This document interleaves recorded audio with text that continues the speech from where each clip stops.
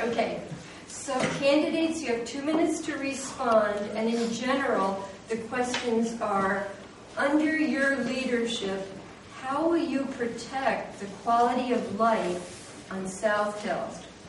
And beginning with Svante, question number 1 pertains to noise, the noise ordinance. Will you support enforcement of the current noise ordinance, and in particular, the special Ithaca Police Department detail that has been running at the beginning and end of the academic year?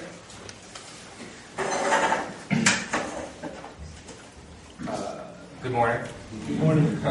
Yes, I will support the noise ordinance and the special enforcement detail that happens both in College Town and in South Hill at certain times of the year. And I'll do that because, I'm the council person for the Fourth Ward, right? Which includes much of College Town. So I get probably more than anyone else in the city, more calls from people who have received these tickets. And I get them weekly. They say, I got it, 250, I got $100. You know, people are upset when they get these tickets. So for the last 4 years, I've fielded a lot of these calls. And the conversations are always the same, they're always upset. But the truth is, life on East Hill is better because of the noise ordinance. I could say that as a student. I was a student when I was first on council, and I was a permanent resident who has to wake up a little bit earlier than I did when my classes didn't start till 10 a.m. So life is much better on East Hill, I can tell you from firsthand experience. And from hearing from folks on South Hill, I know that with those enforcement details, life is quieter and a little bit more controlled. Now, there's a question right now because every department in the city is facing budget cuts. And those special details do require overtime, which is costly. But based on the direct on-the-ground impact, I can say that the money we spend for those details are worthwhile. And as mayor, I would keep them in place. Thank you. All right. Barry, you're on. All right. Good morning, everyone. Hi. Good morning. Good morning, everyone. All right, there we go. Thank you. And thank you for this opportunity this morning to be here. Short answer is yes, I do support the noise ordinance, its enforcement, and particularly the special details at the beginning and end of the school year. As a reporter, some of you may know me, I wrote a lot of the stories about some of the mayhem that was here in the late 90s, early 2000s before the unit started. And as a common council member, I was there to hear when Sergeant Wright, I look to be correct, but when Sergeant Doug Wright actually put those together. And those were done in a way to really try and try to figure out how to answer, how do we preserve our neighborhoods, how do we protect our neighbors from just the parties that's going on, and at the same time, how do we maintain our some level of control on the overtime. And Sergeant Wright and the police chiefs, both John Barber and Chief Valley had reported to us in that first couple of years remarkable savings in doing that. So basically, they brought an order of chaos to this problem. And it's something that has worked very well. It's something that other places in the city, particularly downtown where I represent, look to have replicated at given times of the year. So we know that it is a definite, it may not be the magic pill, but it is something that's definitely helped try to reel in the students. It's a win-win for both the neighbors as well as the city, because we are helping control the overtime while actually meeting your needs. And maybe not quite so for the students because they just want to have their fun. But I think if we have community connections between the neighbors, between the students, and actually cooperation more so between the college and with City Hall, these are all things that will help make a win-win situation for all of us. Good morning. Good morning. Well, I don't disagree with anything I just heard. I like it. But I think it's a necessary component. And certainly at this time, you couldn't drop it. So we need to keep it. I think it needs to be combined with more civic involvement. I'm talking to people who are civically involved, but I'd like to see more people brought in. And I think that there are other things that need to be added to it, of course, that we'll be discussing. But it's certainly a necessary component of what needs to happen in the future. So, and it's been proven to have some success, I think. Thank You guys didn't pick a very controversial issue to start it off. Everybody agrees. I'd absolutely support the noise ordinance and special detail also. But I want to speak about awareness building, because I feel that how communities best work together is when they best understand each other. And a strong move in that direction, I think, would be establishing a community service requirement for incoming freshmen and sophomores at Ithaca College. If we could have them involved in the cleanup activities in South Hill, they'd have a better understanding of where the residents are coming from, the perspective of the residents, and I think that sort of a mutual awareness and mutual understanding really is our best shot at combating a lot of these problems.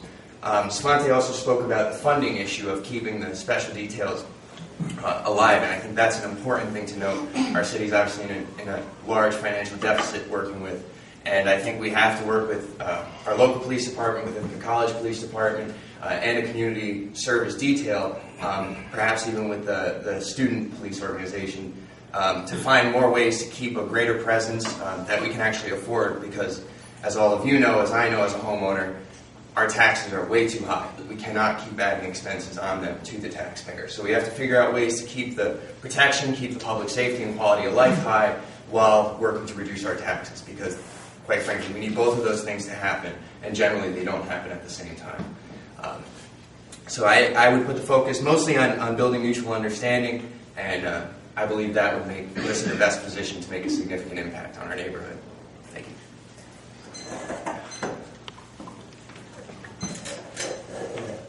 Good morning. First of all, thank you for the opportunity to be here. I know myself and all of my colleagues here really appreciate the chance to meet with our residents, with our constituents face-to-face, have the opportunity to talk about things that are near and dear to your hearts. And it's very challenging for us to do that on an individual basis, so we appreciate these forums. So I thank Steve for taking time out of his busy day, and John and Marjorie for organizing this event this morning. Thank you very much. Obviously, I believe that we are all going to be in support of the noise ordinance. Quality of life issues are first and foremost in terms of the priorities that we should have as a city of what we preserve in our community.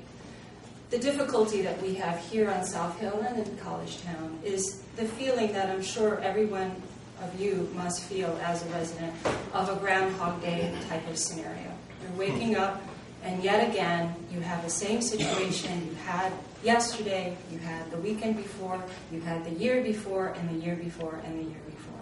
And we're stuck in a cycle of being reactive to a situation which is going to give rise to the same scenario every single year, twice a year, in the beginning of the year and the end. The noise ordinance is a way to deal with this on a reactionary basis, and we need to continue utilizing it. It helps, it works to reduce the impacts it has on our community immediately.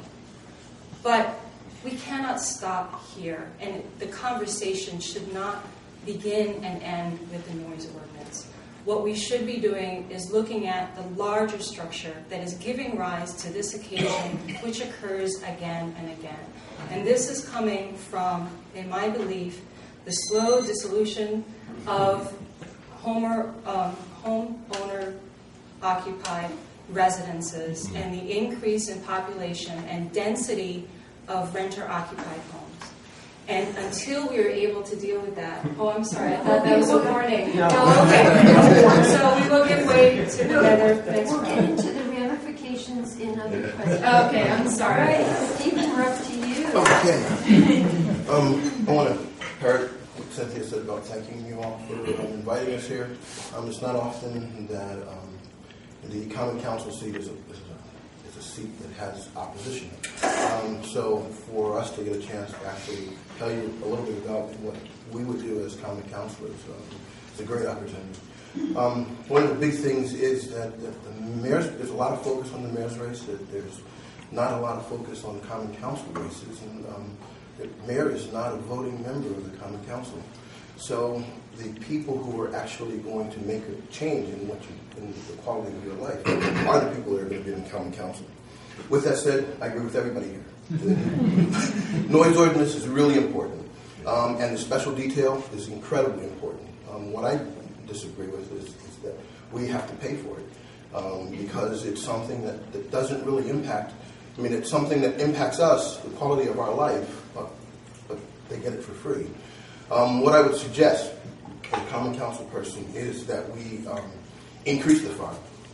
$250 is not enough. It's got to be $1,000. You got to deter them from actually wanting to make that kind of noise in the middle of the night. You should have a code officer who is going to be on hand, who has a sound level meter, record exactly what the sound was when you, at 3 o'clock in the morning or 2 o'clock in the morning when someone was out there. And that way, the judge really can't be subjective about whether or not this was an annoyance. The judge will have to say, you were way over the levels that are allowed in the law. So therefore, your penalty is, say, $500. But the more you charge for a penalty for the noise ordinance, the more likely you are to end the repeated activity. Thank you. Thank you.